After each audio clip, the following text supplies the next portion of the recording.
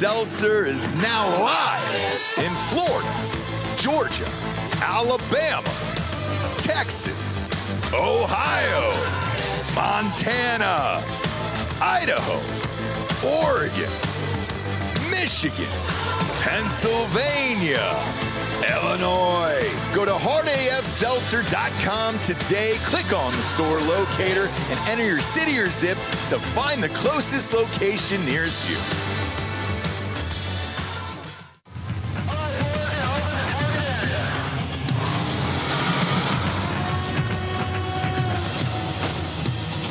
We are gold for energy! Send it! Incoming! Put the money in the bag, man!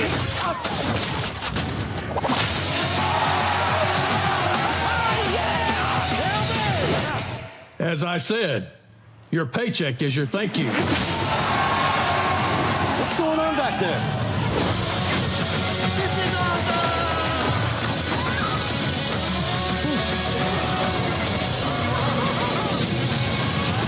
Welcome to Earth! No. Who's flying the plane? Get cockpit. Go. God. Black Rifle Energy, dropping near you. Welcome to Drinkin, Bro.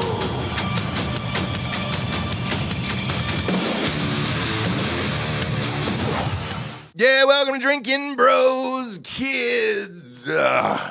It's Friday. Did you know Rebecca Black invented Friday?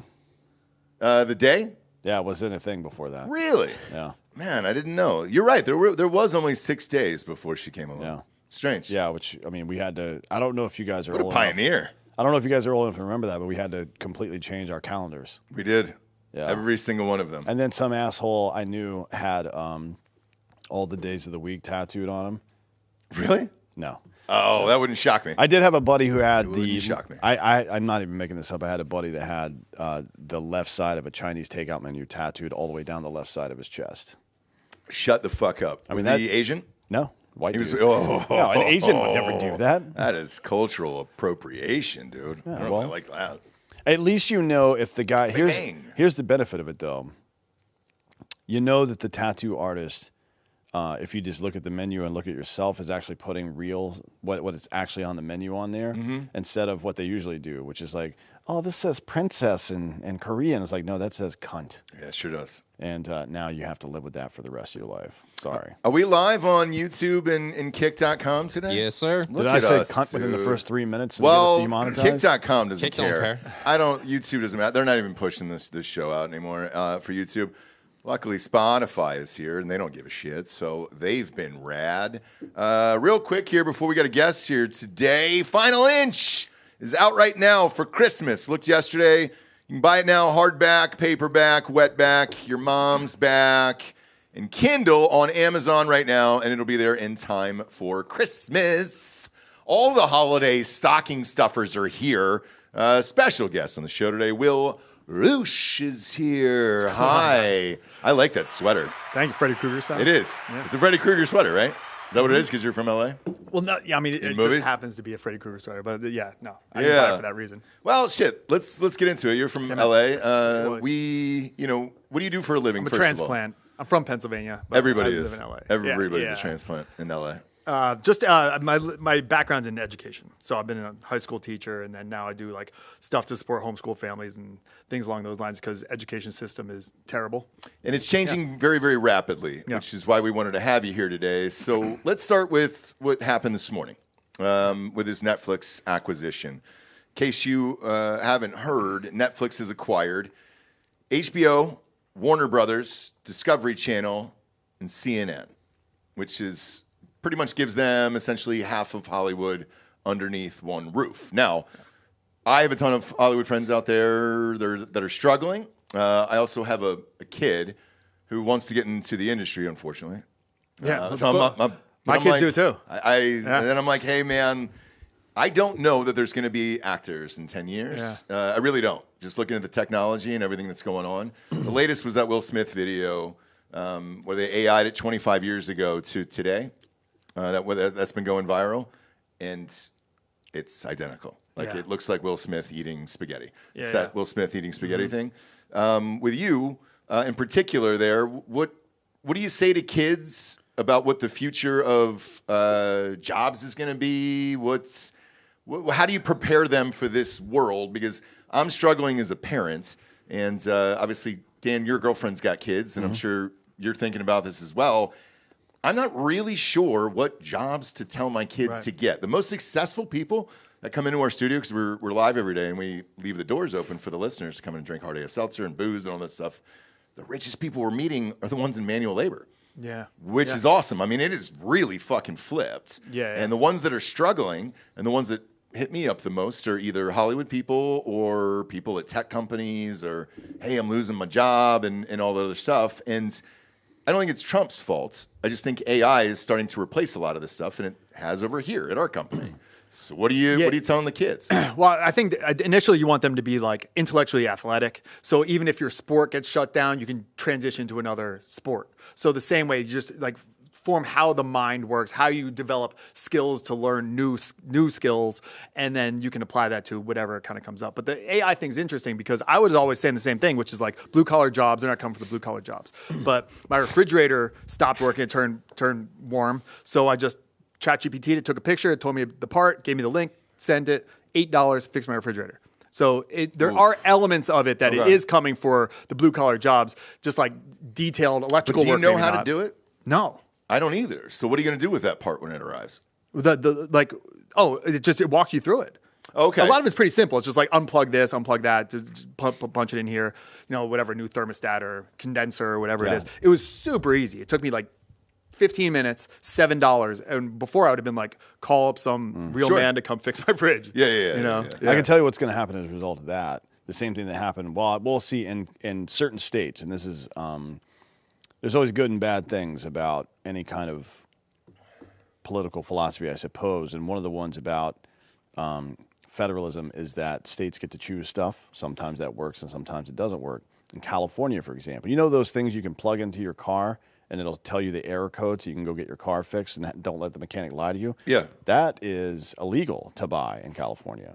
You have to take it to a shop. As a matter of fact, the fucking O'Reilly's can't even do it for you. You have to go to a licensed mechanic to get that done in California by law. We had to do that there for we had to do that there for it was like a smog check once a year. It was the biggest. That's not what I'm talking about. No, I know. I'm talking about something that's. But it had to be somebody licensed exactly like you're saying. I'm talking about the check engine light comes on your car. Yep. To diagnose it. Yes. You can't even diagnose it on your own. It's illegal. I'm going to push back on this a little bit. You can push back all you want. I know for a fact that that's a a law. That's a law in all of California. You can read your own engine code. You can if you have the equipment to do it. You cannot purchase the equipment to do it in California. If you try to buy it on Amazon, it won't let you. And two, if you go to literally through Amazon. Okay, well, I mean, it's not supposed to be legal. You may have found a loophole, but I run into this a number of times when I was living out there. Because that is fucked. That takes away right to repair, which is not That is correct, yes. And if you go to an O'Reilly's, they're not allowed to check it for you. They will tell you. I've had this happen multiple times. Like, hey, can you just plug that fucking thing in? And like, oh, we're not allowed to do that. You have to go to a mechanic. Or now I think some of the stores have licensed mechanics at the O'Reilly's and the other auto parts stores so they can fucking check it for you now, but they have to charge you for it. Oh, I'm looking at it now. Yeah. So an engine code, California refers to the specific emission standards and components a vehicle's engine meets dictated by the California Air Resources Board. The fuck is that? CARB?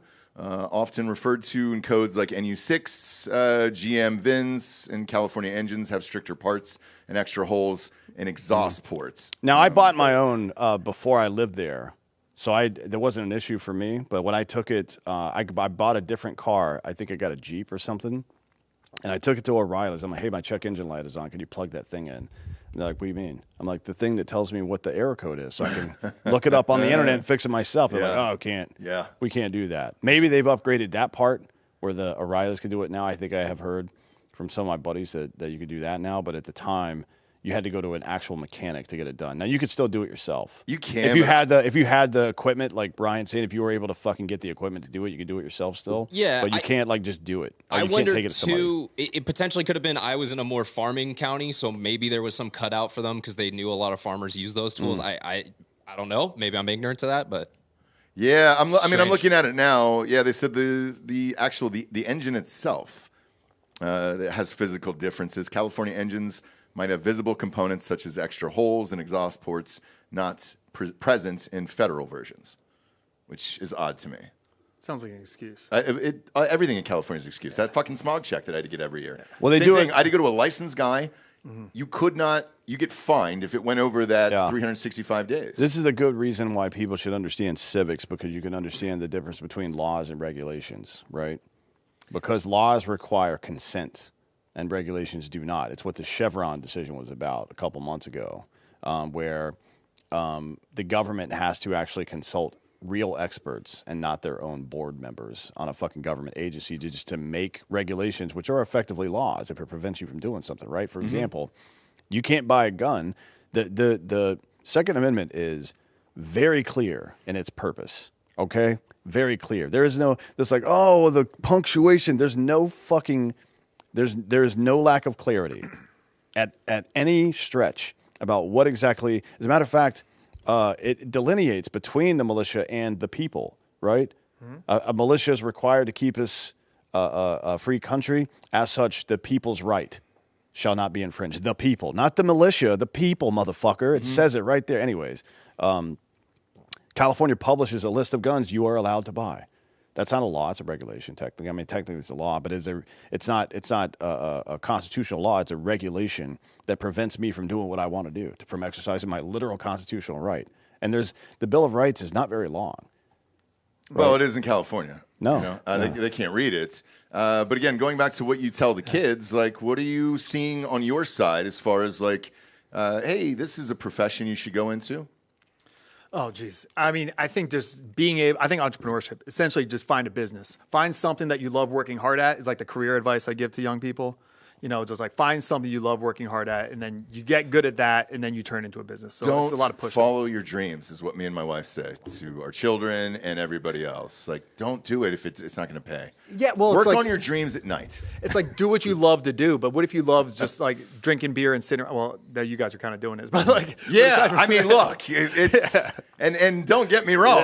There's a lot behind the scenes here that it takes to drink beer all day. Well, But that's a working hard. seltzer, You're but still yeah. working hard, right? I mean, it's like find the Yes. the grind you love, and then just start doing that is what I essentially say. But like not like a specific career, because who knows what's going to happen? It's changing quick. Yeah, but are teachers starting to talk about this? Because I watched 60 Minutes, for example, on Sunday nights.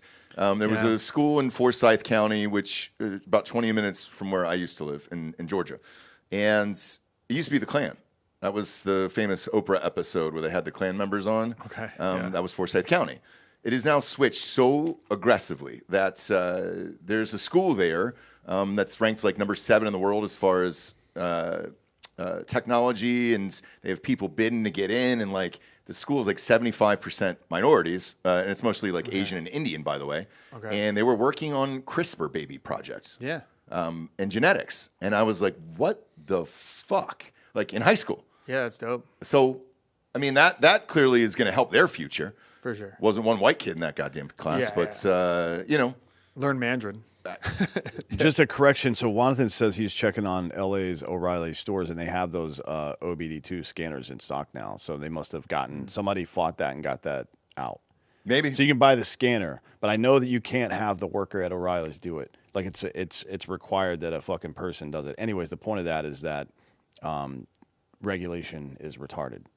Just Yeah. to be clear. Yeah. Agree. Now, the other part about what you're talking about is there's a lot of doom and gloom around AI displacement, just like there is anytime there's any kind of creative destruction, right? Yeah. But that's not typically how it goes. Like we've seen periods of creative destruction throughout all of human history, and usually they aren't followed by poverty and famine. No. As a matter of fact, I can't think of a single case where that Right. was the case. Usually what happens is some new job or industry is created, or people figure out a way, essentially, right? That's what that's not what typically happens. That's what always happens, is that people figure out a way. So I'm curious, there's no way to plan for that. So you just have to make the strongest person and most capable person you can. That can just adapt quick. You know, I mean, that's what I think young people need to realize is like nothing's stable. Things are going to be changing really, really quickly. I mean, yeah, technology is going to make things more efficient, and that's typically good. You know, going from typewriter to computer is good. But this one feels different. I don't know. Maybe it's not. Maybe they all felt different. I don't know. Maybe. Well, for what? Just like AI. Oh, you wonder, right? Because let's take media. We were talking about with like Netflix and shit. Like, they started in the age of DVD. Yeah, get them delivered to your house. They used to mail it, right? Yeah. And then they were like, hey. And think about what that required. So Netflix could not produce its own product by itself. It had to rely on the postal service or one of the delivery services to do that. It had to rely on a company that prints CDs, which they did not do. Correct. Right? Now it makes everything. They completely vertically integrated. And now they're buying up more companies. So technology can do that, but it can also decentralize. Talked about this before pretty recently. Think about where Netflix was a long time ago and all the component parts it took to make that company work and what their net revenue was versus probably what it is now, considering the overhead reduction. Okay. Like it's come way down. They don't have to deal with any physical products anywhere.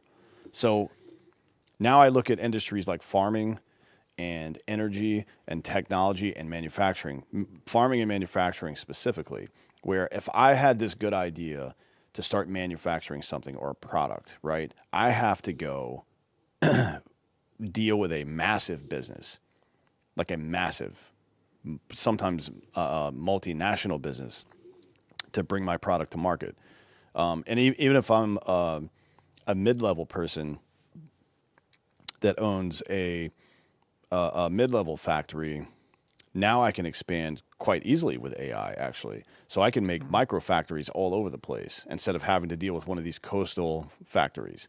I don't have to deal with them anymore. So dollars and cents, instead of having to hire 700 to 1,000 people to work my assembly line, I can hire 70, right? And make my place a little bit smaller with the same output and now service just that one community.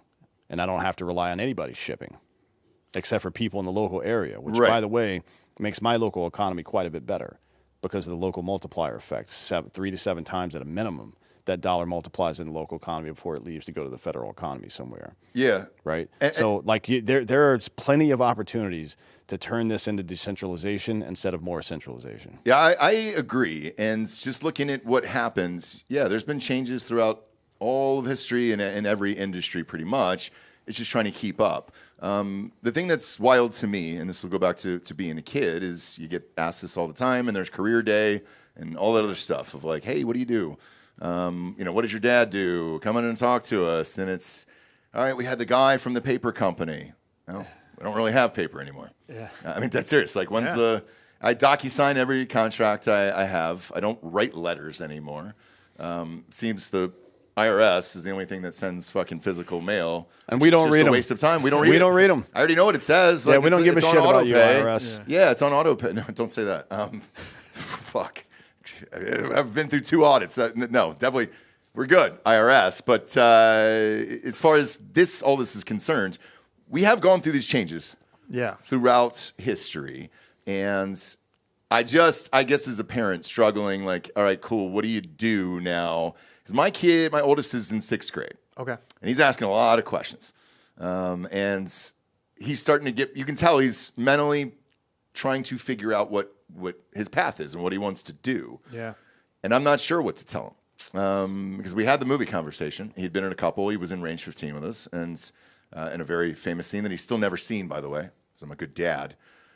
Your mission has been aborted. He was that guy, the kid that got blown up in that. But he wants to do that. And I'm like, I don't know if that exists. And he's like, all right, well, what about this? And I'm like, I don't know if that's going to be there either. And I go, what are you guys studying right now? The shit they're studying, though, is pretty advanced now. But I'm just like, holy shit. Yeah. I was nowhere near that. What are you guys teaching at your schools? Well, I mean, it's all over. My kids are similar age, 11, 8, and I have a 4-year-old too. Oh, shit. Mine's 11, 7, and 3. Yeah.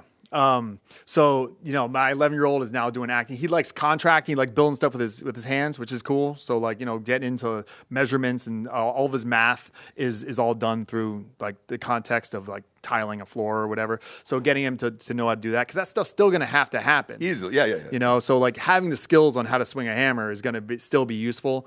So he's into that. My middle kid, he likes cars, so we're doing like mechanical stuff. Like, I don't know. Like, I'm in California. Our internal combustion engine cars, are they going to be allowed?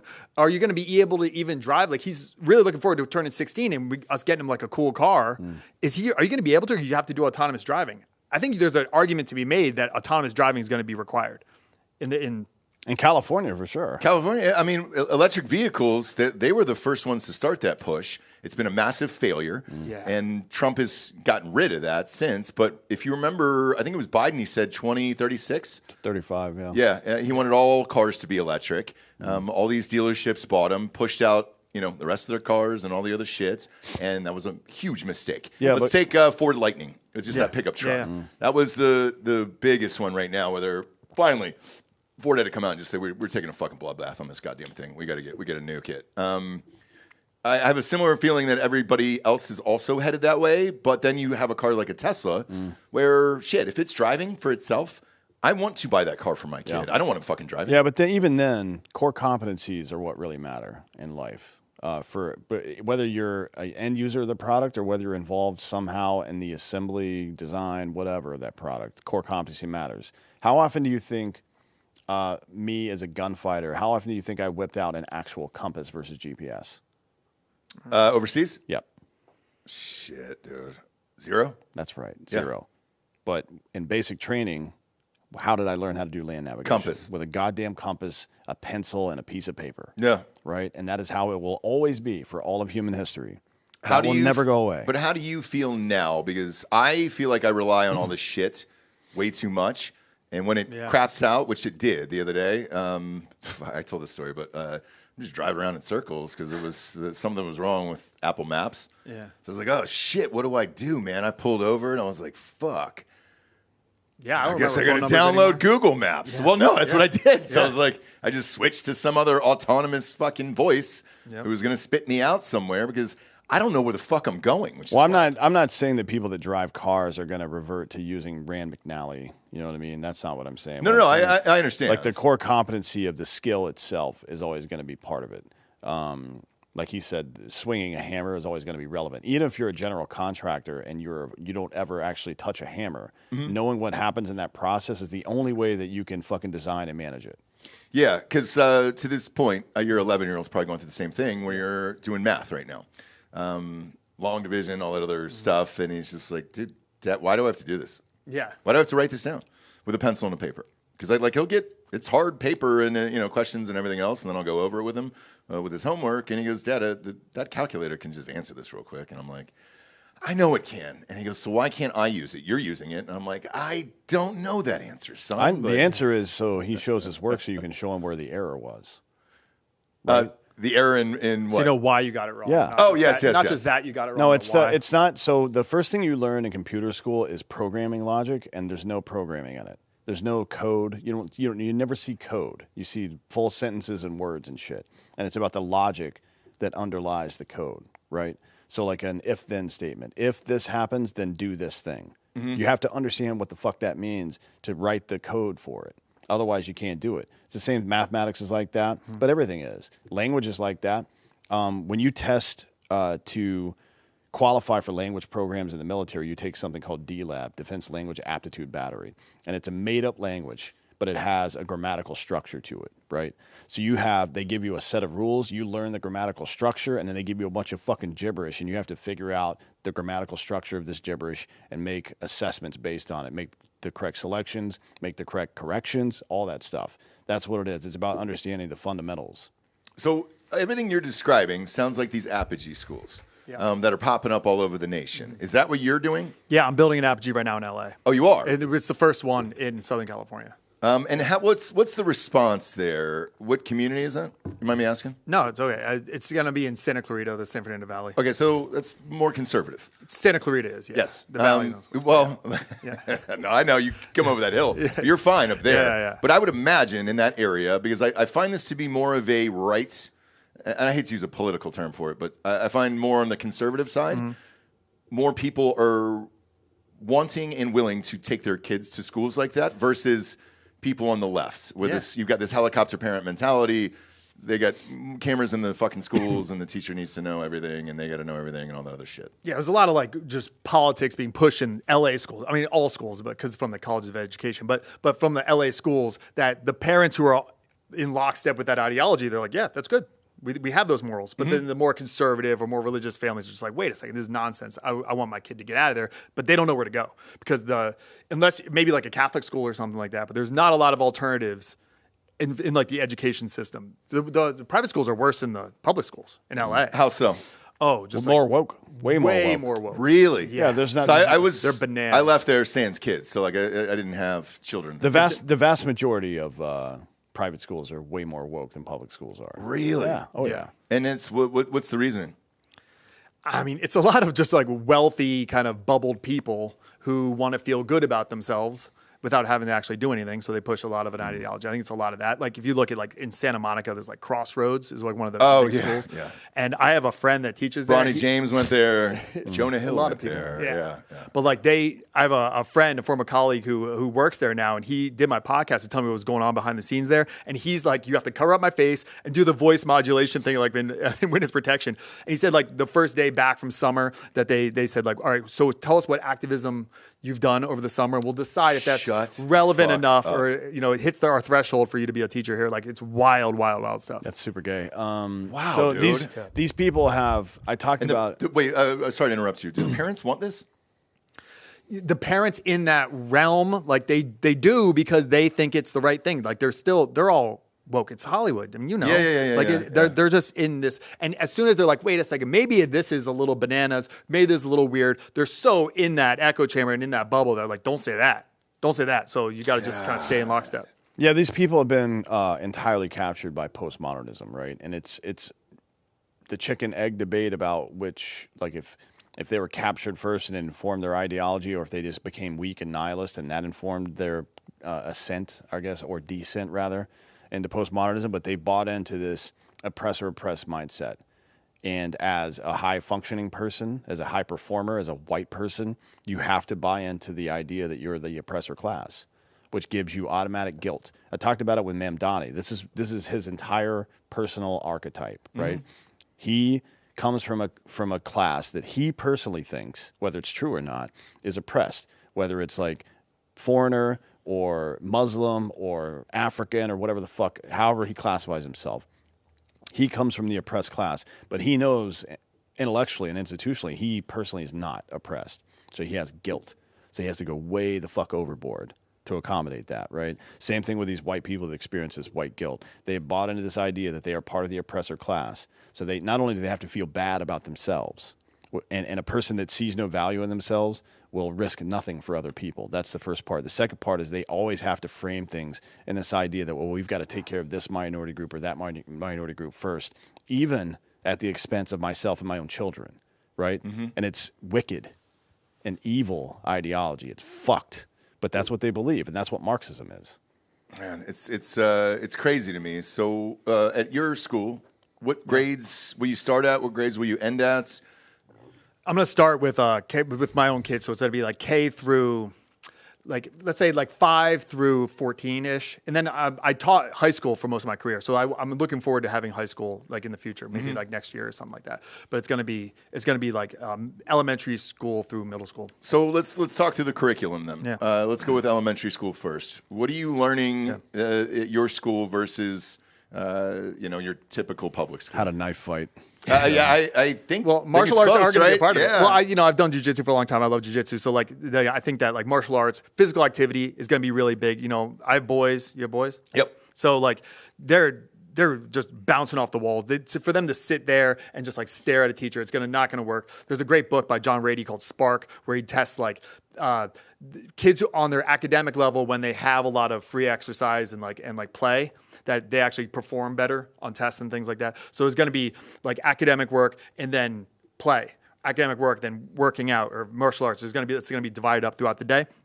But then also in the academic, I'm bringing in AI. I'm friends with a guy who's developing an AI curriculum for it's like basically gamifying like Duolingo type of thing. So each kid will have their individual profile for the academics where they're at, like in math and science and English and history, and then they can just like get their work done quick, because it's personal. But then a lot of Socratic seminars and getting like young people to like think, like critically think. Like let's challenge ideas. Let's put it out there. You can take risks. You can get things wrong. It's okay. You can ask questions that are not like kosher to ask in a lot of like school environments, and then just like work it through in a lot of like conversation debate. So there's a lot of that. It's like less like structured out, breaking down, this is this class, and it doesn't bleed into everything else. Like it's all about being, a leader, entrepreneurship, critical thinking, physical activity. What's the wildest question a kid has asked you in elementary school? Oh, I haven't taught elementary yet. I'm building this right now. Oh, okay. Yeah, Gotcha, I taught high school, and it's wild there. But Wait, yeah. What's the wildest question you got in high school these days? Because we're always trying to keep up, or just at least be in the know enough.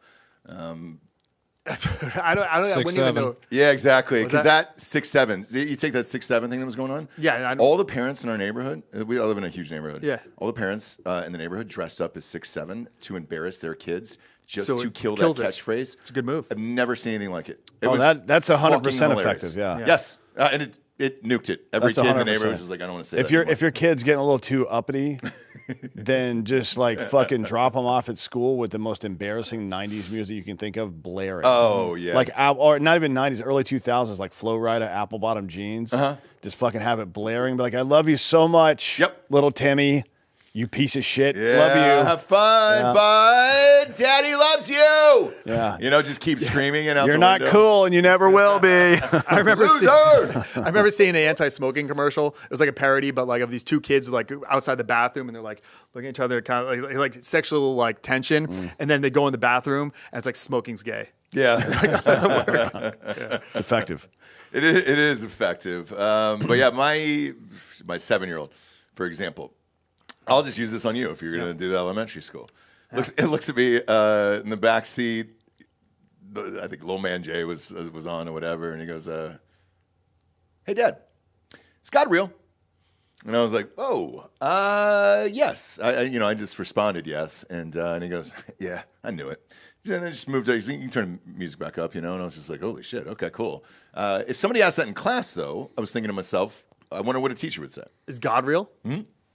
Yeah, I mean, well, I'm building my own school that's going to have... That's what I'm saying. Yeah, so, what's your response to that? Because in California, for example, they don't want God to be mentioned at all. What do you mean by God? The word God.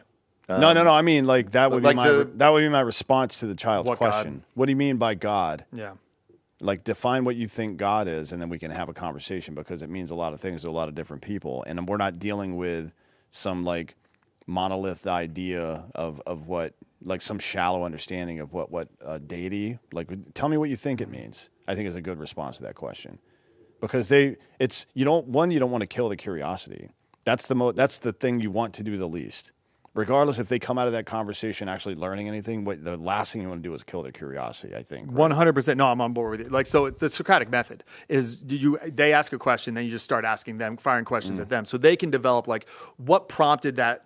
What God are you talking about? Mm-hmm. Like, what does that mean? So that they can develop it on yourself. I'm with you 100%, Dan. Like that's the approach, I think, to everything. And then through that conversation, then you can get to something that's a little bit more robust, and then you can dive into scripture or whatever you want to do to try and understand, so they're not ignorant about this. Yeah. Do you mean like the natural laws of the universe as a culmination, or do you mean like a personified somebody? Like a sky daddy. Yeah. Well, that's the thing. What do you mean by? I think it's really important to ask kids that question. He's 7, and got into it a tad. I just said, "Hey, what do you think?" And he was just like, "Well, it's a guy, and he's there, and you go to heaven, and everything else, but he's also 7." So I don't really know what to say, to be honest with you. It didn't go much further than that. Yeah. Well, the good news is he doesn't need to figure out anything at 7 years old. That's what I think too. Right? So So I went most home and I told importantly, my don't- wife, and yeah. Yeah, most importantly, don't kill the curiosity. Well, I don't do that either. 'Cause that'll serve him well for his whole life. Because I'm not super religious. However, coming to Texas here for, we've been here for 6 years at this point. God is a lot more, and religion is a lot more prevalent here by like 90% than it was in California. Even just in casual conversation, Yes. which is usually how kids pick stuff up. Yeah. They don't get like hard sermons on stuff, and I use the word sermon. I don't even mean just about religion. They don't typically get hard lessons or sermons on things and then come to you with complex questions. They hear something abstractly or in casual conversation like, "Oh, fucking Jeff said something about this. What does that mean? Like, what do you think it means?" Yeah, and Right? I get an email for football before they go out for flag football and tackle and all that other stuff, and they were like, "Hey guys," it's just to the parents, "Hey guys, we're gonna do a prayer before the game starts, and you have the option to have your kid there or not have your kid there or whatever." And I breeze past it because Yeah, I got to tell you, if you pull your kid out of like the Lord's Prayer that's happening before a sporting event when they're a child, that's not a good look. I agree.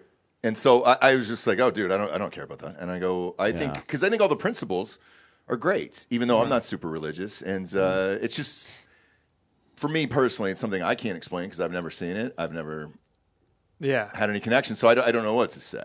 But for them, for all my kids who ask it, about it, because my oldest is 11, I just say, find your way through religion, and you can, whatever you want, and I'll be happy to go to church with you or do that. I can say that to him at 11, but I can't say that to him at 7. Yeah, you can. You can say a lot of people have a lot of different ideas about it, and then like that's the way I would approach it. Like a lot of people have different ideas about what the word God means in the first place, much less who God is or might be, and you'll discover that for yourself as you go through life. But one of the things you can bring it back to, as you mentioned kind of off the cuff a second ago, was something that's fundamental to the idea, whether you believe in a physical reality, God or not, is the principles, right? Like what is whether God is a natural force or an actual person, what does it represent, right? That's what's meaningful, because that's going to set the archetype for them moving forward. You know what I mean? And I find as I get older, Rogan was on somebody else's show the other day talking about this too. I didn't know he went to church or any of that stuff. And he said he did, and he goes with his kids and everything else. Because I was in LA for 15 years and then coming here to Texas, and it's just such a drastic difference, and then North Carolina in between. The people who are praying and having more conversations about God and everything else are great people in the community, and all the values are there. So I would prefer that over the bullshit that's going on. Yeah. And It gives you a name.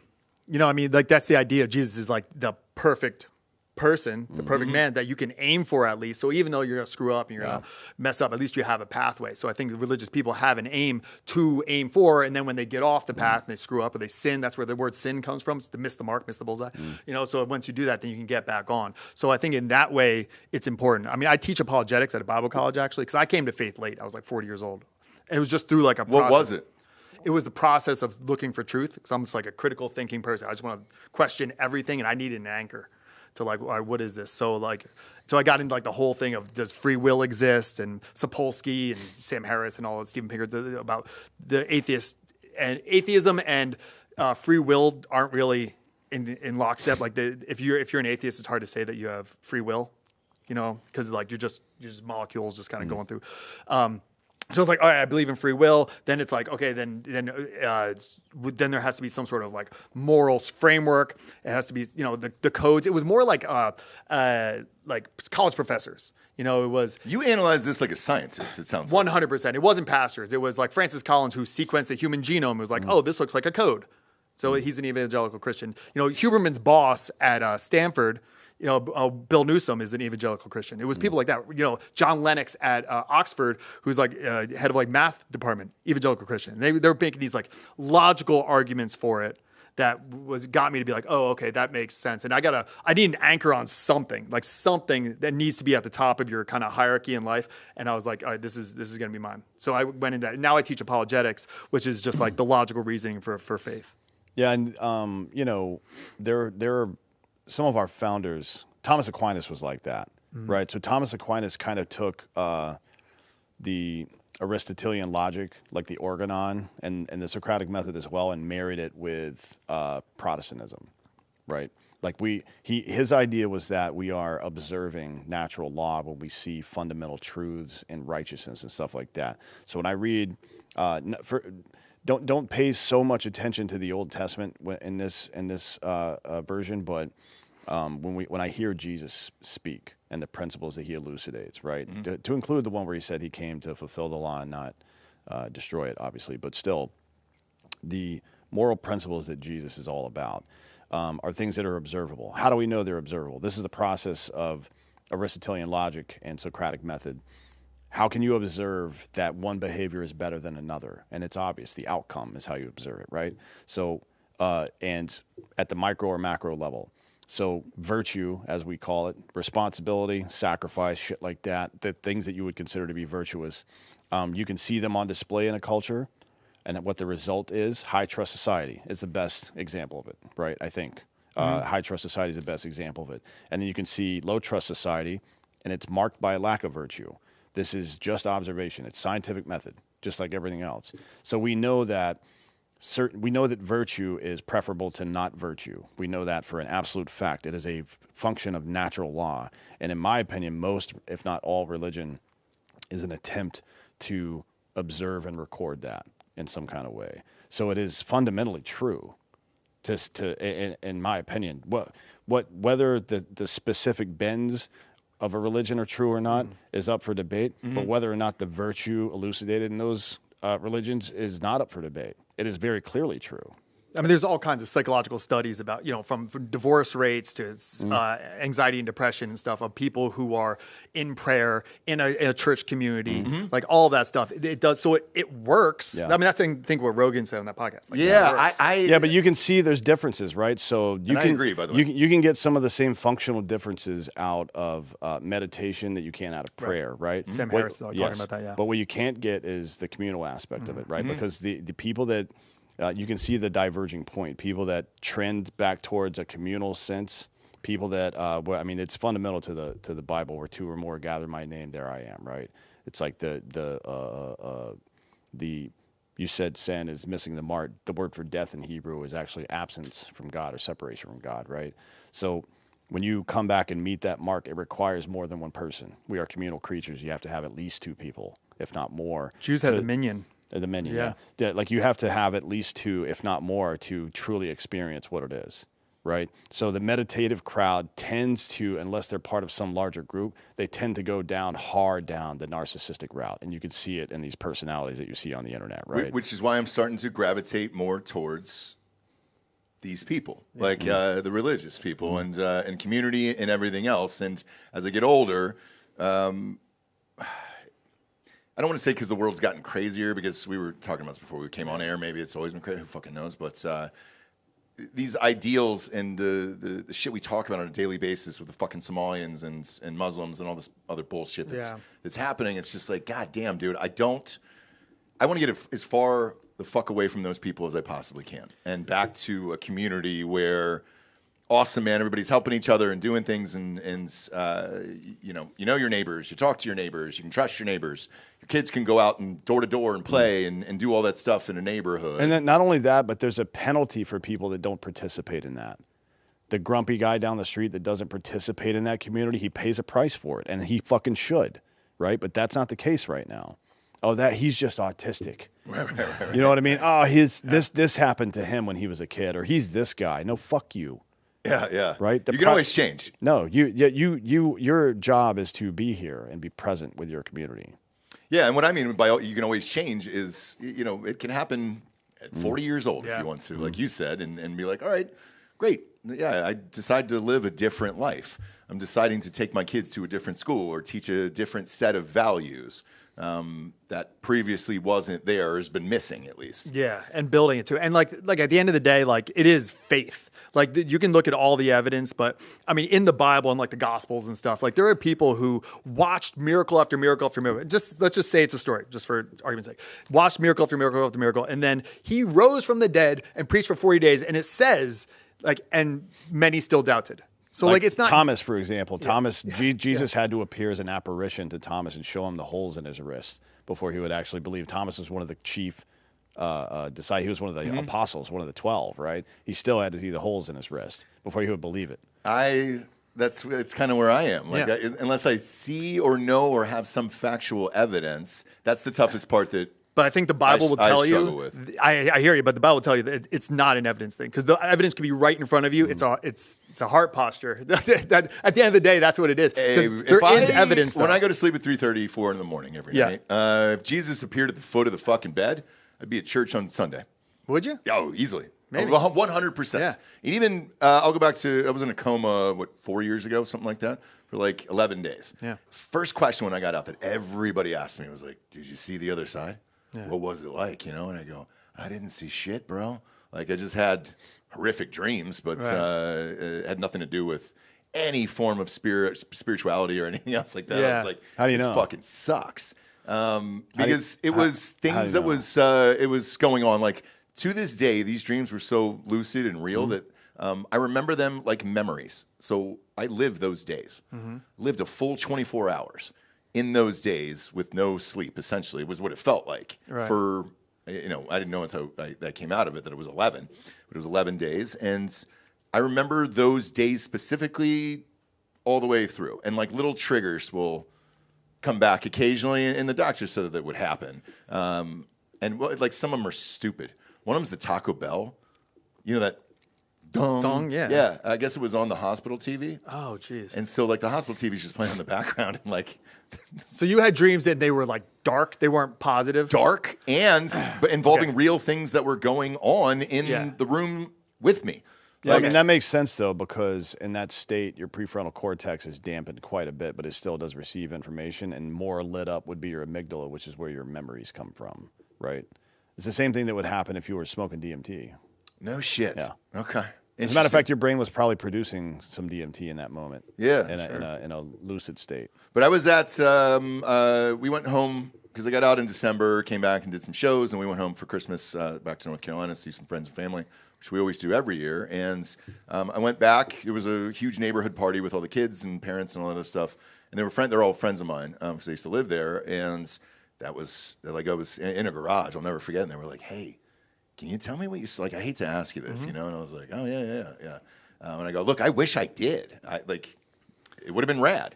But I don't know that answer. Therefore, that's the only thing that I struggle with. However, all the values in the Bible and everything else, I do believe in those. So it's like, okay, yeah, that all of that makes sense of being a great person. Yeah, it could be a couple of things. Like you start walking the walk, and then it starts to unravel itself to you, and you start to see things that you didn't see before. I had a conversation with a guy on my podcast, Steve Kang, who was like a Buddhist, but then he got really into drugs, and he stabbed himself and tried to kill himself, and then he felt like he experienced hell. So he came out of that and then became a Christian. So it was almost like because he didn't have a positive near-death experience, that was the catalyst to get him to change. Interesting. So it's like there's all these different things that could be the catalyst. It could be a very small miracle, like, oh my gosh, my kid was born with 10 fingers and 10 toes. That's a miracle, so that's going to do. Or it could be something where the obvious thing right in front of you isn't enough. So that's why I keep saying it's more of a heart posture and a surrender. I think a lot of people who say it's a logic thing, you can lay out all the logic of all these brilliant Nobel Prize winners. Like 65% of the Nobel Prize winners from 1900 to 2000 have been Christian. It's interesting. So it's not just like dumb rubes follow Sky Daddy. So but like this idea of love Sky Daddy a lot. Yeah, it's a funny term. Big fan of Sky Daddy. Yeah. But like this idea of if I just get enough evidence, that's gonna change me. Some people might be built like that, but some people just need a little bit. That's why Jesus talks about like the faith of a mustard seed, which is the smallest seed and it turns into the biggest tree, like that kind of idea too. Yeah, no, and here's where I'm going with all of this. And this is a question for both of you. This is what I notice, at least. I feel like the pendulum has swung so hard to the other side and now it's really swinging back. And I see a lot more people involved in religion, like in kids in particular. Like my kids asked me, they were wearing like cross necklaces. A bunch of their friends were and everything else, and they were like, "Hey, Dad, do you mind buying this?" And I was like, "Yeah." Do you know what that means? And they were like, "Yeah, it's about Jesus and everything else." And I go, and I had no problem with it. I go, "Yes, absolutely." Yeah. I go, "I'll buy them. Just tell me what you think it is, and then boom, we'll learn about it." Like you're wearing like a Nirvana shirt. And I'll tell students, I'm like, Nirvana, I love that. Do you ever listen to Unplugged in New York? They're like, what are you talking about? They don't know it's a band, bro. They think it's Target's got the goddamn shirt. They think it's a clothing brand. Yes. But does this go back to like the idea of like postmodernism for you, Dan? Like, when you take away the people are super right brain, just no borders, no boundaries, do whatever you feel, you see where that goes and you say, all right, I need some order. And that's a lot of what religious context gives you is order within the chaos. Yeah. So one of the things we learned from this progression throughout Western civilization is if you don't write things down, they don't mean anything. Right. So the Romans relied heavily on a lot of unwritten law. A lot of like local jurisdictional law and stuff like that. And once the English came around, especially after the Magna Carta, the English were actually the first ones to write a constitution, not us. It's called the English Bill of Rights. And then they had a second one that was called an Agreement of the People, written by this group called the Levelers. One of the findings from that, if you read the history of those things, is that if you don't actually write, because we started through oral tradition for the most part, right? Now, the Romans wrote down a lot of shit. They were very good record keepers, but they still operated with a lot of what we would call common law today, but it was just like commonly known then. It wasn't like there wasn't some repository of judgments that a judge would refer back to like we do today. You know what I mean? Like jurisprudence or precedent and stuff like that. And we found that it was important to do that. And it shows you that even with structure, there's a formality to the structure that is required to make it real for people. You know what I mean? For the culture to exist and certainly for it to become hereditary or passed down through generations.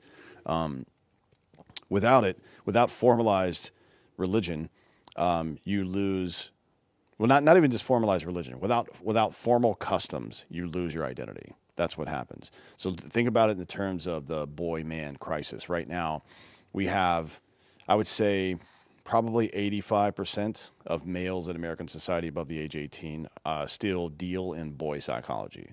They have a very effeminate version of masculinity, right? So they consider their emotions before they make a rational decision, which is not something you should do, typically. It just doesn't make any sense. It's not what a man does, certainly. And the reason they do it is because nobody ever told them that they're a man. Or what it means to be one, or most importantly, giving them a test that they can go through. Rite of passage. We call it a rite of passage, but what it is a test that you have to take, whether it's a literal test or some kind of thing in life, where after you accomplish it, one, you're like, I accomplished that. Two, the group of men accepts you as a man. This idea of like male-only spaces is so fucking important, and we don't do it anymore. All these cave drawings that you see from antiquity, from prehistory rather, all the cave drawings you see from prehistory, where women were not involved in any of that. That was men drawing warrior shit, and then when their kids turned 11, 12, 13, they would go fucking hunt and kill something, and they would bring them in and let them draw something on the wall or show them what they were drawing. It was a sacred space for men only, okay? We don't have anything like that anymore. As a matter of fact, we're told to reject our masculinity now. So we get raised by primary educators, mostly, or mom, and sometimes just single mom and no dad. And 85 to 90% of our time is spent around women. We have no rites of passage. There's no group of men who accepts us into their tribe and confers upon us the responsibilities required of men. And as such, we go through the rest of our lives thinking we're boys, right? But in the position of a man. And that's where we are today. So formalizing that process, no matter how cringy or silly that might sound to you, not you personally, but people, no matter how cringy or silly that might sound, is really important. It's important to fucking take your kid deer hunting, let him shoot a deer, cut the heart out, and take a bite out of it. It seems fucking silly, right? But that's an important step for that young man. And then 2 or 3 years later, he gets the keys to a fucking car, right? That this is how it is meant to work, and we just don't do it anymore. And the results are in, folks. It fucking sucks. And so there's a great question in the chat to follow up on this from Gerben333 says, this is for you, Will. Do you think this religious movement of young people is because of influencers? They watch counterculture. What exactly is it? My opinion is just watching all the other crazy shit that's going on. Parents have changed a little bit, and they're just like, oh shit, I don't want this to be my kid's future growing up. So it's the parents pushing on the kids? I that's my guess a little bit, because I would certainly, like, I'm in that camp too, where shit. Yeah. Well, I want to start having them hang out with other people, and they want to go to church or whatever. Fine. I like, great. Yeah, I think that anecdote probably can be played out to a lot of other people. But the study just came out about Gen Z is the first time where the like whatever early 20s, late teens men are going to church more than the women. So I think it's exactly what Dan's talking about, which is the young men are realizing that this narrative about who they're supposed to be is not working. It's messing them up. It's not equipping them, and they're looking for something better. And the idea of like a strong masculine figure is within a religious context. Like at the end of the day, it's like you are, it's the idea of like women submit to your man. And a lot of like women or feminists are like, that sucks. But it's also, man, be willing to give your life for your wife.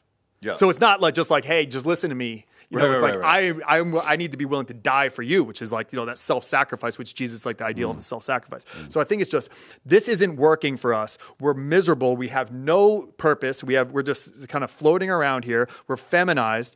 I mean, I'm on the Drinkin Bros podcast. I don't know how many classroom teachers, especially elementary school teachers, but just classroom teachers in general, would be able to like sit in and just like talk about this stuff with you guys. Like in the country, I think it's very, very little, which is why I think I've had a lot of success with young people is they're like, oh, he's like somewhat normal. Yeah. Like, as much of a weirdo as I am, like I can just shoot the shit with people, and it's not like teachers are such dorks. The bar is low for me to be like a cool teacher. It's like so low. Like if I was a club promoter, I'd be a dork. But like in the realm of schools, like it's bad. Who gets into education? Which is why as much as I should have gotten out of education for so long, I felt like I needed to be here to be like a voice for these kids who are trying to figure things out. Yeah, and it's important because like to tell these stories is to tell like.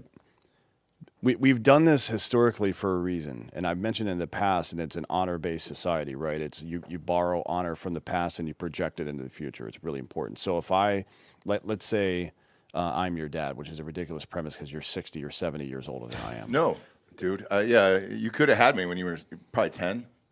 Yeah. So yeah. So I tell you, I'm hey, 34. We come from a long line of coal miners. Like we live in West Virginia, and our family has historically provided the energy that this country needs to survive. Right? I tell you that, and what you as a child glean from that is I have a fucking responsibility, and that's what makes you a man, right? That's what makes you a man, and it's what one of the things that was unique about the Jesus story, whether you believe it's true or not, it doesn't matter, in my opinion, at least for these purposes. The early Christians took and to some degree the Jews as well, because they predicted this would happen 1,200 years before it did. But they took the idea of Greek virtue and Roman codified law, and they mix it with Hebrew dignity, like this idea that you stand alone before God, and they reduced it down to one man. It's like he said before, I've got a fucking North Star to aim at now. It's vitally important that something like that exists, because think about what Jesus represents: courage and sacrifice and leadership and strength without cruelty and kindness without weakness.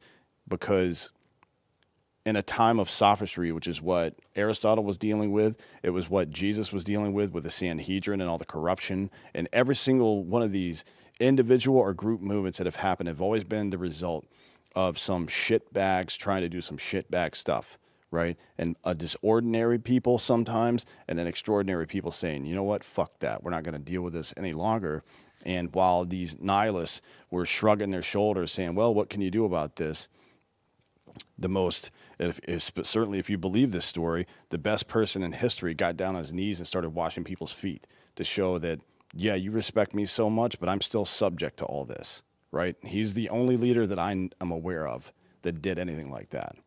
other than maybe George Washington. I did it to Dexter Pitts at Red Lobster. No, I'm not talking about the washing the feet thing. Shout out to Red Lobster. I'm talking about being the most powerful and then willfully subjugating yourself in front of everybody else so they could see it, right?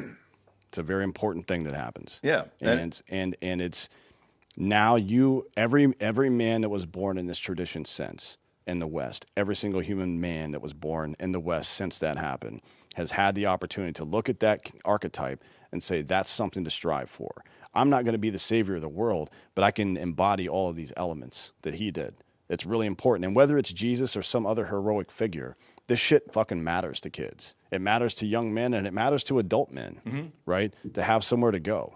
Yeah, but there's a vacuum for this, and that's where the Nick Fuentes, Andrew Tate, whoever it might be, is going to fill in that vacuum because the boys are going, well, this feminized woke stuff or whatever, that sucks. So I'm going to go to something that's not that. But if you don't go towards whatever, it could be, Jocko or, whoever, like the more positive, Joe Rogan, who has like a family man.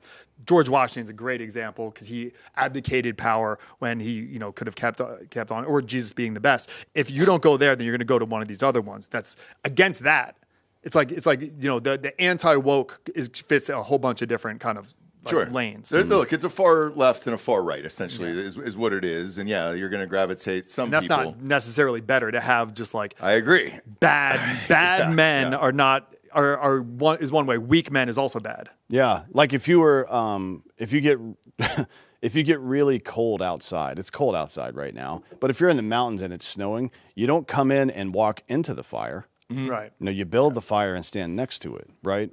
Balance, moderation is what we go for, not being the biggest retard. And that's the thing with education right now is that balance and finding that right balance because. For me, you're not paying teachers enough to want to do this profession anymore. I'm sorry, you're not. I mean, you're not even. You should have gotten out of it, right? Yeah. Well, I mean, there is a ceiling on. I was probably making close to the most because I was at a private school and it was like Beverly Hills adjacent. It was great and blah blah blah. But like it was still capped. I can't get beyond that. Yeah. Where like the Apogee program is an entrepreneur program where you can build several campuses and you can make a decent living. Gotcha. But for profit. Of course. Yeah. But for what you're seeing in today's education with teachers and all that other shit, like. Man, I don't know how you would. I don't know how you live. First of all, you got to go to extra school, college, to get that degree, and then you're making the lowest amount of money, and then working crazy hours, and then the extras they have to pick up. So like we're always dropping off like Amazon gift cards and shit like that for the teachers, where it's like. Dude, I don't want you to pay for this. This is fucking insane, man. Dude, it's so socialistic too, because you go to any school around the country, you say, who's the best teacher in the school? Miss Miller. Okay, who's the worst teacher? Mr. Jenkins. They get paid the same. Mr. Jenkins might get paid more if he's been there longer. So it's like it's just nonsense. And then the hours they can be long. When I was teaching in East LA, I had 48 kids per class. 48. Holy shit! And it was kids who were like. I had a 17-year-old girl who was pregnant with her third kid. I had a 21-year-old 11th grader who'd go out and get little bottles of liquor and they drink before school. Like, I mean, it was wild. Like, these kids were just like, wow. But there was also super geniuses, like, mixed in there who were just selling weed, but they were really, really bright and just no one had eyes on them to pull them out of that. It's not like just, Harvard, Westlake, or whatever, these like really hoity-toity private schools. Those are the kids that go to the best colleges or end up in these positions, but that doesn't necessarily mean that they're the best. We've just been drilling for oil, for intellectual, gold in the same spots. But there's a lot of brilliance out in these communities. They just haven't, they have the horsepower, the intellectual horsepower. They just haven't been given opportunities, and they're mixed in among a lot of nonsense. And then if they do get out, they're just like, they're OJ moving to Brentwood. They're not going back in the hood because why would they? That place was never good for them. Totally. So it's a lot of problems. And by the way, this one of the smartest kids I met in college, all of college, I went to Ohio State, was a drug dealer. Yeah. And the reason why the Ohio State element is important is it's the largest college in the nation, 65,000 students, and he had a black book of all of his customers. He had an LLC. He had a catering company set up through that LLC so he could get nitrous and all this other stuff. Yeah. And then he had other people delivering it, delivery people, all that other shit. And I was like, Jesus Christ. And it never ever came back to him. He was this white Jewish kid, right? And kind of overweight. And I was just like, but I was friends with him. And so I would ask him questions about business and everything else. And I was like, how the fuck are you getting away with this? And like, he was literally a genius. Yeah. And afterwards, the second he graduated, he sold the book, the business, everybody else to the next guy down the line, washed his hands of it, never came back, and to my knowledge, he doesn't even do drugs. Like, I've never seen him on drugs, and went to LA, had one of the most successful careers ever as a CPA, and like, holy shit, he's rich. So there is people out there, and there's kids that are, because he, I got the vibe from him that his parents weren't the best. Yeah. And he's self-taught, hustler, all that other shit, and like, goddamn. What else are you going to do? I mean, if you're in that situation, I mean, he's not necessarily, but like if you're a kid in the hood, though, you're going to work at Burger King like a sucker. Like, but he wanted to pay for college. Yeah. College is more expensive now, but that was his way to do it. Yeah. So, I mean, it was genius, but yeah, you learn sales, you learn you learn marketing, you learn like just getting out there and like pushing product. Like a lot of these, like an LLC at 18 years old. Yeah, and that kid grew up to be Barack Obama. Yeah, my fellow Americans. All right. Yeah. No, exactly. We're gonna get that fixed. Promise we'll get that fixed eventually. But when you're looking at these kids, and then you're trying to make the decision of either what to say to their parents or how to discipline them. What's that decision in your mind of like, fuck? I see potential in this kid. So what do I say or do? I mean, so it's a lot of conversations. I love having conversation with the students and stuff like that. When I was at that school in East LA, it was just like, they're just in a totally different world, but trying to just understand like some sort of, your prefrontal cortex is done at like 25 years old or whatever. So they're not thinking long-term. They're just thinking in the moment. So they're going to join gangs because that's how they get laid. That's how they get money. That's how they do whatever. And when I was like having my Oprah Winfrey moment, I was younger, it was 15 years ago. I was like, you can get out of this gang. He's like, out of it? Do you know how hard it was for me to get in this gang, man? This is my whole life. I'm not trying to get out of it, dude. This is like where I'm going to go. But just like helping these kids to see that there's some sort of way out. So building the Apogee campus, a big part of what I'm doing is taking people like your friend. I know a lot of guys who are from really tough situations, and then they made something of themselves to come in and be like, this is possible. Because you just don't know what's possible because all you know about like success is what you see in your little bubble. These kids I had 18-year-olds, 17-year-olds who've never been to the beach. They're in LA. Yeah. Never been to the beach. So they're in this bubble. So just expose them to what else is out there, I think is really valuable. And then, because I might not be able to tell you, because I'm like super white, and I'm not going to be able to talk to these kids about like, you can get out of the hood. East LA is Mexican. Yeah, it was mostly Mexican. It was like 75% Hispanic. Yes. But there was kids in there who were so brilliant. And it was just like, I just had limited access to them, but now building my own school, I'm going to do campuses all over. I'm friends with the guy who runs the Compton Museum. So he's like down in South Central. A good friend of mine runs a nonprofit in Skid Row, work with homeless families and stuff. And like, we're going to plant campuses all around. The plan is to plant campuses all around there and just expose these kids to, there's something else out there. They don't have fathers. They don't have men around them. Any kind of positive man that's going to push them into doing hard things. Yeah. So just like building that apparatus, that like structure of, hey, we do hard things here. We push ourselves, but we support ourselves in this. We fail and we get back up. We fail. My 4-year-old, every time he falls down and scrapes himself, hey, what happens when we fall down, buddy? Get back up. I got my kids programmed to like think like that. And I think that giving that to these young people is going to be really powerful. Yeah, part of it is not seeing what success is, and then part of it is seeing a distorted view of what success is, right? So that kid that's, and this happens at, it doesn't happen at 16. It happens at 9 through 13, that time period. And they see what their view, one, they don't see the view of success that we all see. The view of success that they see is somebody that makes it to 25 and is a successful drug dealer, for example, right? That's success to them. The most successful kid in their neighborhood. Yep. And then it sets a ceiling on what success can be for them.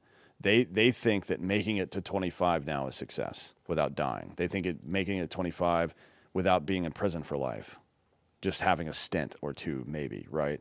Or being having a connected drug network or whatever, being respected amongst these violent people. That's what success looks like because that's what they were told success is.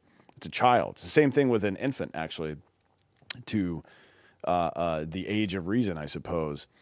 And it's a big problem for the way that we parent kids these days. I think I've read quite a bit of research on this. When you first start telling your kid that you love them and they repeat it back to you, it's a meaningless phrase to them. All that, like you are teaching them what it means by the way that you behave around them. And that's the only sense they have of it until they really start to, and what age is that? Like fucking 7, 8, 9, maybe So there's years, almost a decade in some cases, where this kid hears the phrase "I love you," and it codifies in their brain what they will think that phrase means for the rest of their life. So if they hear you saying "I love you" to mom and treating mom like shit, that's what love is to them, right? Yeah. And vice versa, Yeah. right? And it's a really important, it's a really bad problem there. But think about it, that affects their social life. You're talking about when your kid is 11 now, he's starting to think about what he wants to be when he grows up. Not just in a like cowboy fucking astronaut sense, but like I want to know what kind of job I'm going to have. Yes. And the ceiling that's set on that is what he thinks and observes. And what he thinks and observes is going to be what's around him. Yeah, and what's around him is, what's around most kids today is YouTube. So like their success is, and I'll ask you about this, is Jake Paul's got a Lambo. I know everybody's got a Lamborghini on fucking YouTube for some reason. And they're like, Dad, man, I want a fucking Lamborghini. And I'm like, okay, cool. Do you know how much that car is? $350,000. Yeah. And I broke it down to him. I sat down and I go, that's a $350,000 car right there. And I go, Jake Paul is fucking rich. And I go, so to achieve that, how much money do you have to make a year? And he goes, well, $350. And I go, where are you going to live? What are you going to eat? Insurance. Yeah, insurance, all of it. And he goes, oh, man, I didn't think about any of that. And I go, great. So what you're saying right now is you're going to have to probably make at least $400,000 to $500K, and let's say you finance that Lamborghini, if they let you do that. No idea. Never bought one, never will. Yeah. Then what? Well, that's the number one job. The career aspiration is influencer. Is it really? Yes, for Gen Z. Yes. Shut the fuck Yes. up. Okay. So, and Gen Alpha, I think they want to be influencers. Influence to do what? Right. Like you just want power to do what? You like, want to be what do rich. you know? Yeah. Yeah, and it's like, how do you get like Jake Paul? Like part of that was early adopter. So they were early on Vine and things like that. They were the first. Yeah. So being an early adopter, that helps. For a lot of people with big podcasts, they were just early adopters. That's us. Yeah. I mean that helps. So whatever that is. So be on the forefront when you see an opportunity, you strike. I think that's an important lesson for young people. But also, it's like the grind. Like Jake Paul, knock him. We can make fun of him all day, but at the end of the day, like he does grind. Yes. He grinds. Yeah. And then now when everyone says he picks easy fights, which he has, but if you know the boxing industry, like managers, they will set you up with like these fights with guys who are like 3-75. Tomato cans, they're called. Yeah, so that you can build a record, so that you can get better fights. And now he's taking on 2 weeks. He should get his fucking head caved in. I don't see how it. Yeah, if it's real, yeah. But to your point, that's what they want to be, huh? So it's like, well, do they tell you that in class? Yes, but then my question, they usually don't tell me. They tell other teachers who don't ask follow-up questions because I'll say why. Right. Why do you want a Lambo? Like kids will say they want to go to NYU. I say why? Is there a professor there? Do you want to study under John Haidt? Like what is it? Like why do you want a Lambo? Are you really interested in the V10 and like how like the valves open up at above a certain RPM? Like what is it? They have no idea. What if they answered and said, "I just want to get hot girls"? Girls don't care about cars; they care about money, and the car is a symbol for money. But girls don't care about cars. That's a waste of money. I've been into like sports cars a lot of my life, and like you don't get laid from cars. More dudes are asking you about it than yes. girls. There's better ways to get girls in. Now this question I've had, ironically. So from my kid who's 11, and he goes, Dad, like the girl thing, and he kind of was unsure how to ask me. I was like, you can ask me. And I go, he goes, what do you think the girls like? And I go, sports. I was like, football. I go, because he's in 6th, and in Texas here, the middle school team start in 7th and 8th, where it's the school team, so it means more. Friday right? Night Lights. Oh, you're wearing the jersey. Yeah. It's a class every Friday, and all that other stuff. And I go, the kids that are 2 grades ahead of the 8th graders, and I go, where are the hottest girls going to? Football players. And I go, okay. Athletes, basketball, things. And it's there's like, rock star too, but that gets a little I have not met any kids who are in fucking bands anymore. Like, there's no garage bands. There's no DJs. Is that what it is? It's all synth bullshit. God, dude. But I don't see anybody with the garage open anymore, just playing in shittily or Santa Clarita or good. had one. Just the other day, my kids were telling me that there was a garage band. They sat around and listened to them. I was like, whoa, that's awesome. That's awesome. Santa Clarita, Yeah, but even in North Carolina, I didn't see it. Really? So like North Carolina, they're DJs, bro. They're in a dark bedroom by themselves at 3 a.m, like mixing stuff together. Because if they go to the club, girls like the DJ. Okay. And that's a generational thing, I guess. But it's kind of like the modern day, rock star. They like the man.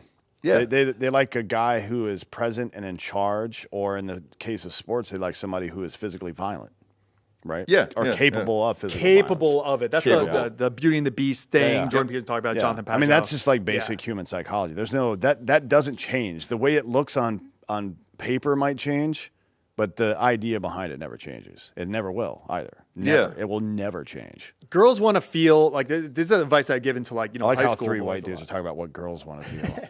Well, I Let's have do a whole show on that. No, it's not bad. I've got a daughter too, and my wife said the other night, her father was here, and she'd said something to me, and I go, "Why do you feel so negative about this?" And she goes, "I'm gonna give you the secret to girls growing up, because I wish I had this. Was she's like, I can teach her to do woman things and girl things and all that other stuff. It's your job as a man and a husband to make her feel special, tell her she's beautiful, tell her she's smart, give her the confidence to carry her after high school out into the real world." And I'd never heard that before. Yeah. And I was like, oh. It irritates me that people like will go on some daddy-daughter dance thing and say, "Well, it's just weird and cringe." Like, what the fuck are you talking about? That dad is the archetype for every man she will be with for the rest of her fucking life. Exactly what my wife said. Not just romantically, but the men that they choose for friends and coworkers who they choose to respect in life, all that shit. Yep. And it will inform their identity as well. And I had no idea. And she told me that like, it was like 3 days ago. And I was like, oh shit. And she goes, if I would have had that, I think my path would have been a little different in life. And she goes, I figured it out now with my own family. Yeah, she definitely wouldn't have been with your fucking bitch ass. Is that what she was saying? No. She's like, I would have been out of here. lucky to be with you.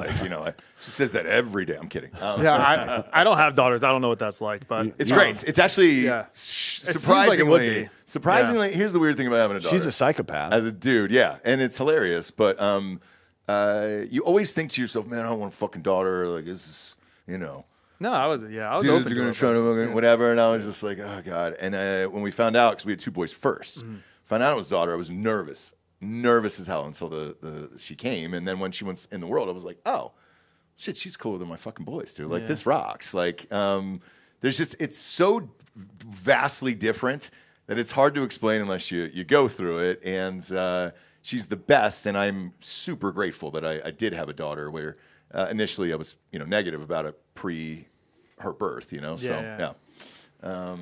yeah, I've told like young men, essentially a lot of women, girls, they want to feel special. They want to feel uniquely special. They want to stand out from the crowd. So if you ask like 6 girls out, even if the 7th girl liked you, if she's number 7, she's gonna be like, no, I want to feel like uniquely special. So that's why a lot of the stuff of like why girls go for the asshole is not, they don't really want the asshole. They want the reformed asshole. They want the guy who was mean to all these girls before, but that's like the archetype of like all romance novels.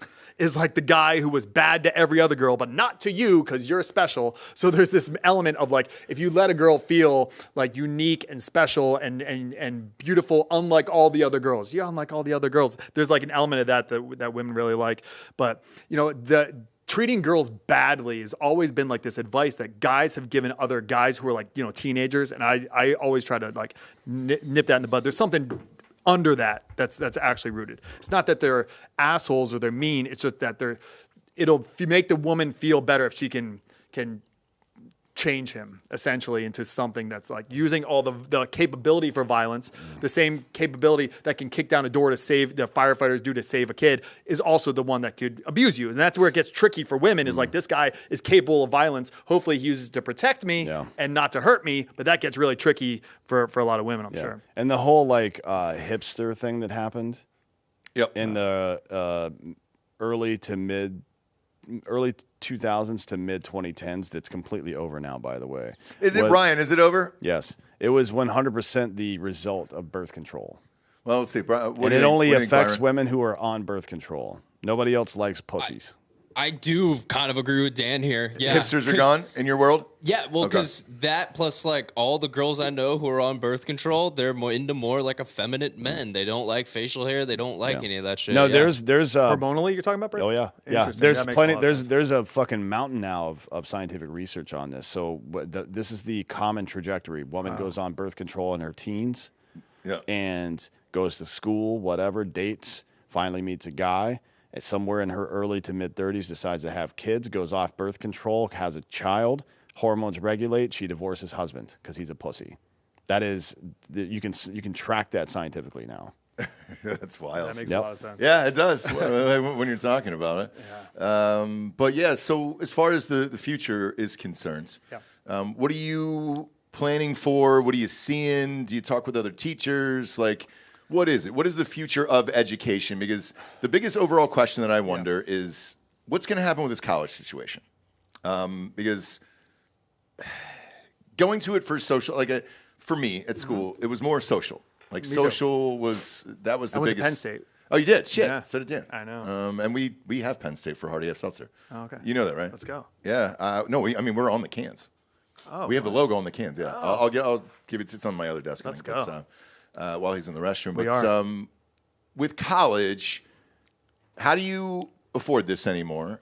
How do these kids dig themselves out of debt? It feels like, and I don't know because I'm not, obviously I'm not in high school, but it feels like more and more kids don't really want to go to college because they're like, shit, do I want to be underneath $150,000, $200,000 worth in debt?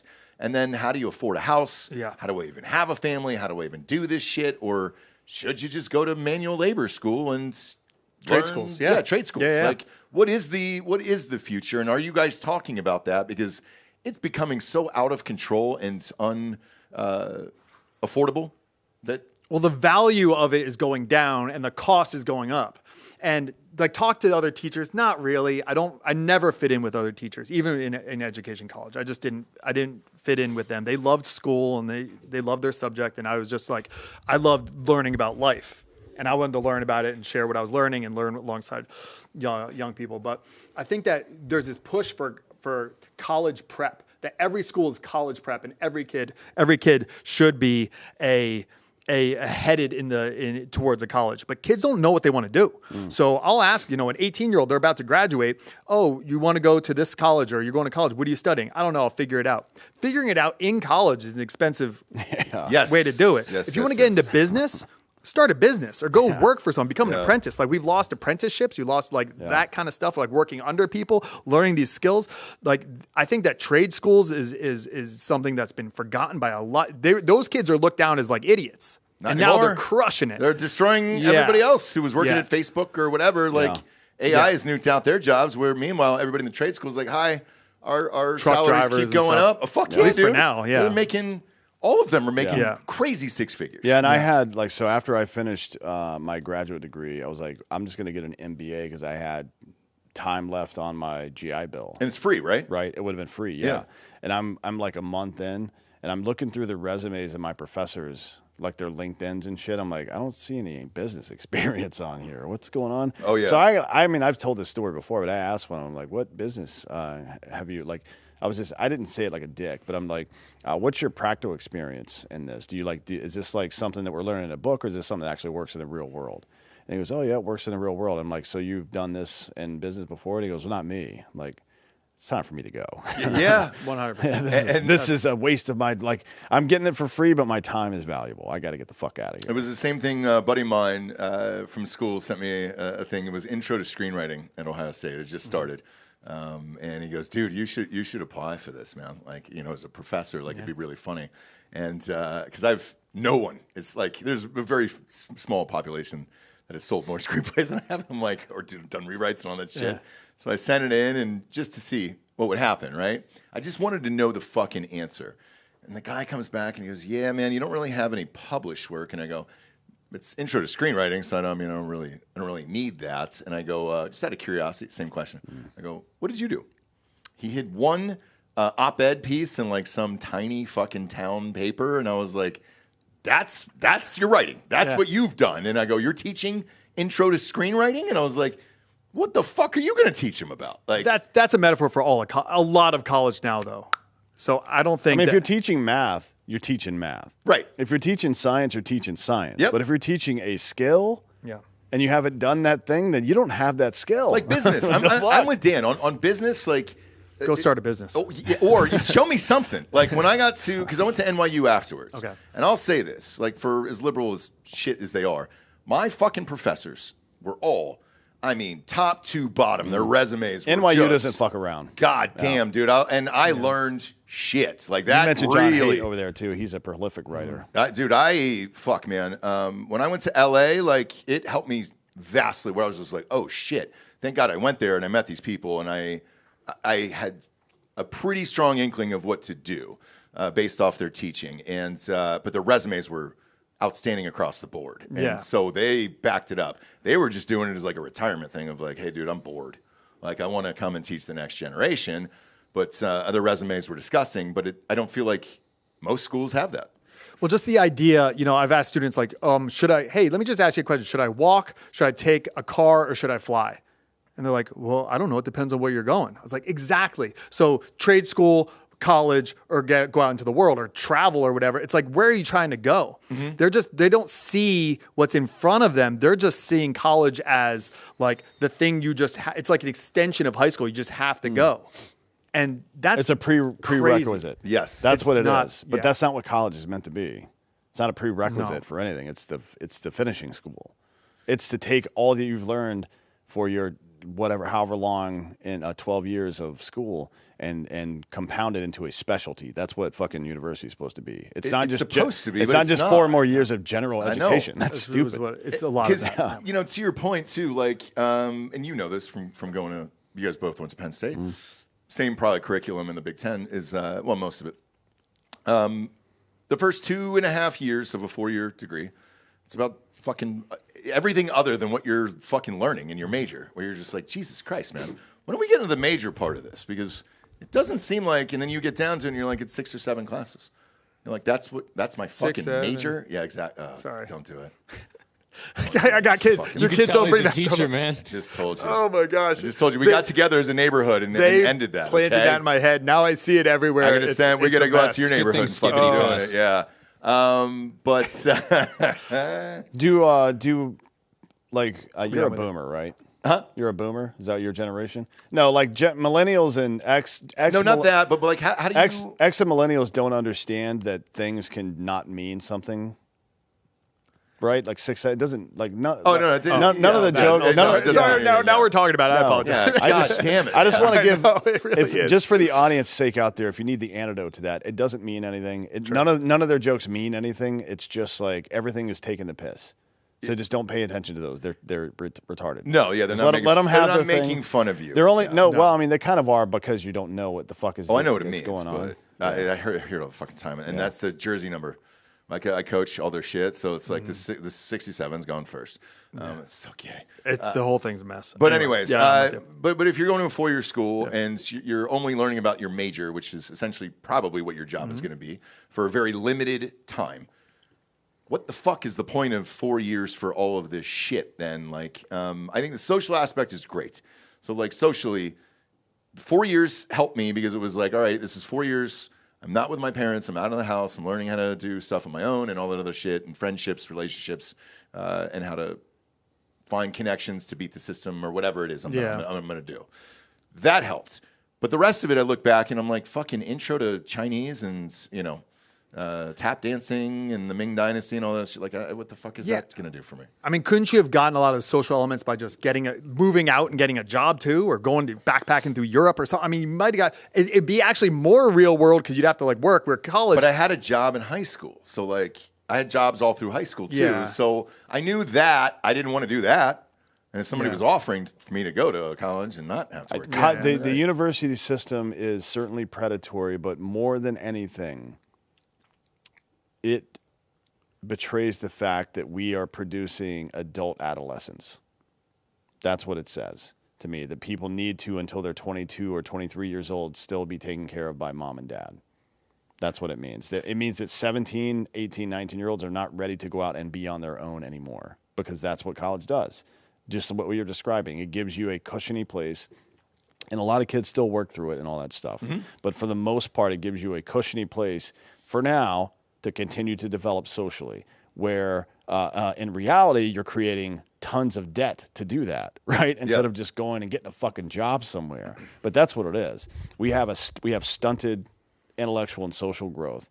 So we have to have this fucking adult daycare center to send people to, and the fucking industry knows it. They know those kids aren't ready to go out into the real world, so they're charging mom and dad a fucking arm and a leg, or they're charging little Johnny or Susie fucking $120,000 25 years from now that they'll never fucking pay off. Well, now that's what's happening. A lot of these banks want a guarantor on these, where it is a parent. So it's like, hey, dude, you want that loan? Great, grab a parent. Have them put their name on it too. Yep. You can't escape college loans. Oh, I mean, people are supposedly getting their Social Security deducted for college loans. Yeah, like but like what you're saying about it's like Ben Sass had a book called The Vanishing of the American Adult, former senator. Kids they're also like, you might look at it and it's like, this is positive. They're not having sex as much. They're not drinking as much. But why? It's not because they're like, these are bad decisions. I'm going to do better decisions, because they're not interacting with each other. They're not getting their driver's licenses. They're not going out there and being an adult. I had a student, the most brilliant student I ever taught was a girl who graduated in like 2013 or 14, just super brilliant. She's went to school, went to grad school, went to law school. She's 26, 27 now, something like that. And I was talking to one of her siblings. She's never had a job. 27. Okay. So she's never had a job. Her parents paid for her to get an apartment in Manhattan, pay for her law school, give her a stipend. And then she's going to get out and become a lawyer, a high-powered lawyer. She knows nothing about reality. And there's a lot of people who are from like wealthy communities that are like that.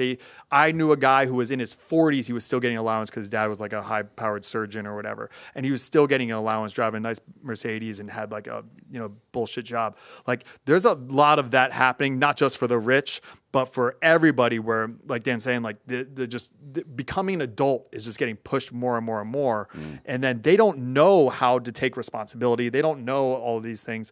That's a problem too. And I think college is kind of just making them more into kids. You saw this with like all the crazy kind of woke stuff on Ivy League campuses, like safe spaces and like balloon days. And they have all of that kind of stuff at like Yale. Oh, yeah. It's worse. I don't know if you've heard this shit, but Ivy League universities, something like 35% of kids are reporting being disabled. And they are there's some. What's the disability? Just check one. Really? They are bringing. I promise you, I'm not making this up. They're bringing their parents to class with them. Okay. Because they need them to be there. Otherwise, they can't fucking do with the work. Well, part of that is hacking the system. So I was at the last school I was at was a private school, great school, not knocking it, but like it was $50,000 a year for high school, and I think it was something like 60% of the students there were quote unquote learning disabled.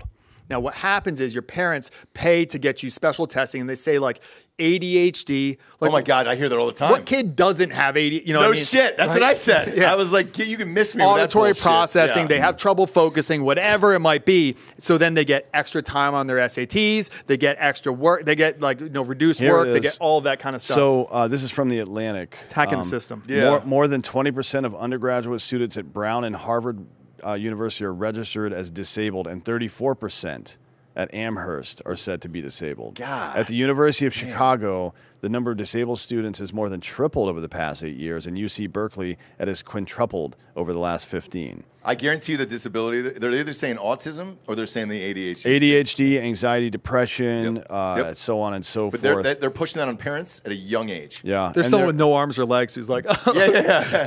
They're using They're it. like, hey, man, I'm looking over here. They're using I'm it here. to get like permission to have their parents sit in class with them and correct the teacher. They're using it for extra time on exams, obviously, stuff like that. And it is we have infantilized them, right? And to some degree, it is true. You mentioned 25. For men, it's more like 30 before the brain fully develops. But at 25, your basic cognition is done. So mine was a long time ago. I'm starting to get dumber every day. You know? I think you Benjamin Buttoned all of life, to be honest. But we've told them. We've told them not just in words, but more importantly through the way that we treat them, that they're not ready for life yet, because we never fucking gave them that rite of passage to make them go out into the world. And this is the result.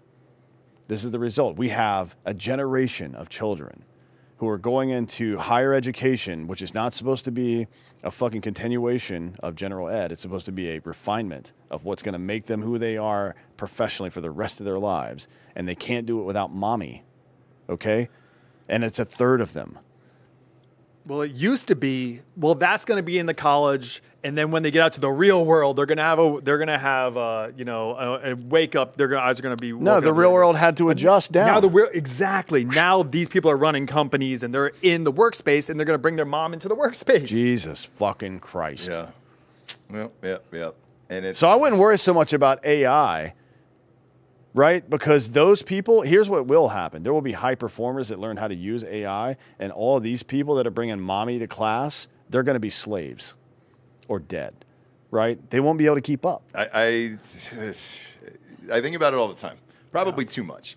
Just because they're getting older and you're just like, oh shit, man, this is going to happen sooner than you think. Like I've always been aware in my life how quick life goes and all that other shit. So I knew. And as you're going through it, plus I worry about a lot of shit. Where Well, if you don't stop every now and again. Yep. It's like Ferris Bueller, dude. Yeah.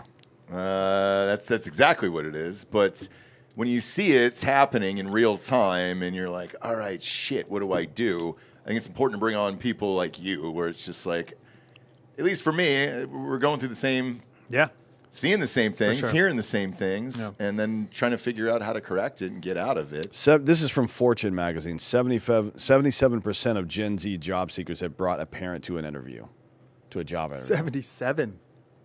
What?